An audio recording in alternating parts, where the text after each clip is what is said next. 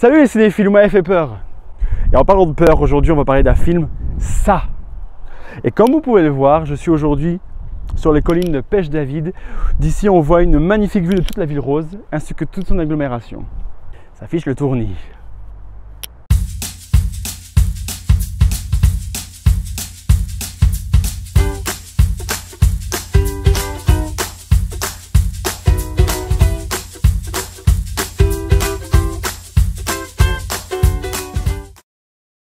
Aujourd'hui, je vous parle du film Ça, qui bat déjà tous les records, réalisé par André Muschietti, avec en acteur principal Bill Skarsgård qui joue le clown. On a pu le voir déjà dans Divergente 3 et aussi plus récemment cette année dans Atomic Blonde. Et aussi, on peut voir parmi le groupe d'enfants Finn Wolfhard, qu'on a aussi vu précédemment et qui joue actuellement dans la série Stranger Things.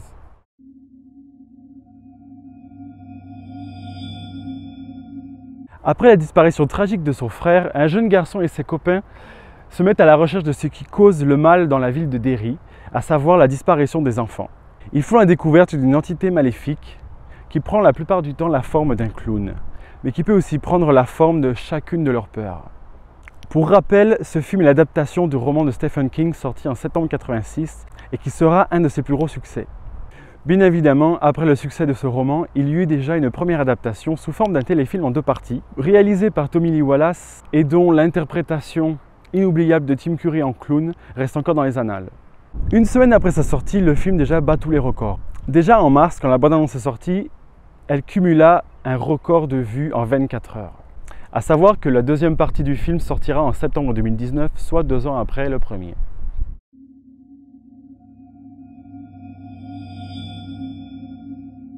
Alors si je dois parler des personnages, le casting est parfait, il est impeccable. Je me suis beaucoup attaché aux personnages de Bill et de Beverly qui pour moi sont vraiment à fleur de peau.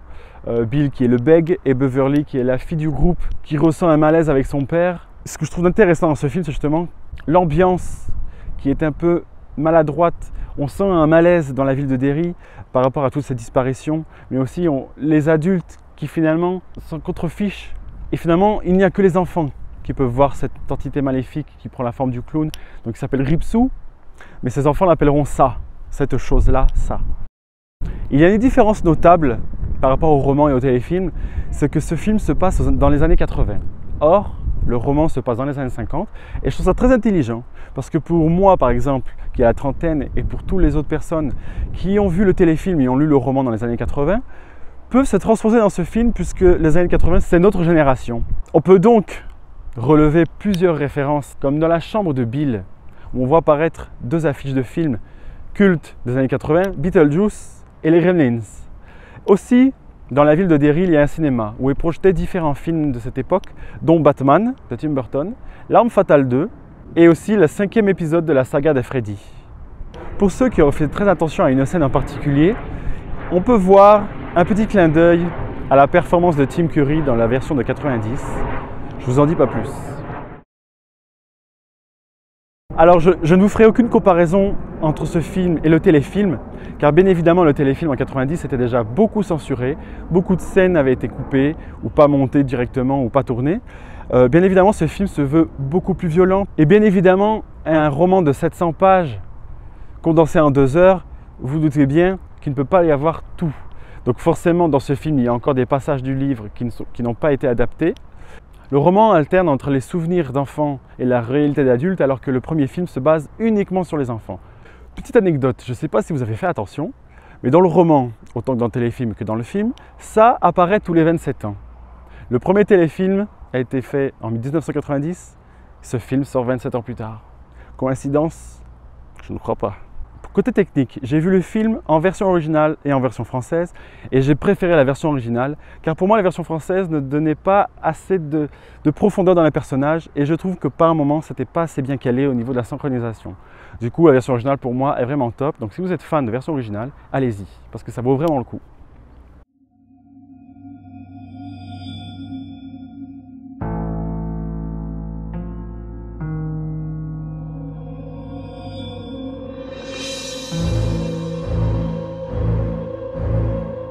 Alors côté scène, décor et image, je trouve que le rendu est magnifique. Et il y a une esthétique qu'on retrouve déjà dans le précédent film d'André Muschietti qui avait réalisé Mama en 2013. C'est ça, il a mis sa patte dans ce film et je trouve que c'est très bien. Il n'a pas voulu copier la première adaptation, il n'a pas voulu copier tout le roman. Je suis allé voir le film avec aucun préjugé parce que forcément, quand il y a un remake, une réadaptation, on se dit ouais, j'espère qu'il sera à la hauteur. Je suis parti sans aucun préjugé, j'ai lu le roman, j'ai vu le téléfilm que j'adore. Honnêtement, c'est un de mes films préférés de l'année 2017. Il a vraiment son image, il a son interprétation pour le clown. Il y a ce côté aussi, ce côté loufoque du clown qui me fait penser beaucoup au Joker. Ce côté théâtral, maléfique, mais tellement psychopathe. Par exemple, il y a une scène qui au premier abord m'a paru ridicule. C'est la scène de la danse vers la fin du film. Le clown se met à danser. J'avoue au début avoir ri, mais finalement, quand on connaît bien le personnage et qu'on se dit qu'il a un côté loufoque, un peu comme le Joker, ce côté psychopathe, je trouve que ça remplit encore plus ce personnage d'une empreinte psychopathe, tordue, décalée. Et c'est ce que j'ai vraiment aimé. Car n'oublions pas qu'à la base, un clown est censé faire rire. On sent bien ce personnage qui tente de faire rire avec un côté sarcastique et qui prend du plaisir à être sadique. Pour moi, la performance est vraiment réussie. Bravo Bill. Bien évidemment, le film est bourré de jumpscares. Ce sont les passages de film où on sent l'adrénaline monter, la musique qui augmente, des cordes pour faire peur. Sachant que la musique a été écrite par Benjamin Wallfisch, qui a écrit plus tôt dans l'année Annabelle 2 et plus tard Blade Runner 2049. Si je devais retenir deux scènes du film qui m'ont marqué, c'est forcément l'ouverture, la mort de Georgie dans les égouts, qui est beaucoup plus violent, qui fait passer aux oubliettes la version du téléfilm de 90, honnêtement qui m'a mis mal à l'aise, qui m'en a mis les frissons. Parce qu'à chaque apparition du clown, je vous avoue que j'ai vraiment eu les frissons. Parce qu'on l'attend ce clown. On sait qu'il fait du mal, mais on l'aime tellement, on aime ce mal. Et puis la scène de la salle de bain où Beverly s'approche du lavabo et tout le sang jaillit, je trouve que cette scène est digne de Freddy. Mais la scène du lit où l'actrice se voit projetée contre le plafond, il y a toute une marade de sang qui apparaît. Pour moi, ça m'a rappelé cette scène du film.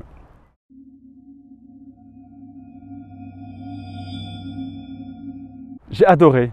C'est un de mes meilleurs films, voire mon meilleur film de l'année 2017. Et j'attends vraiment avec impatience la sortie en 2019. Le cinéphile aime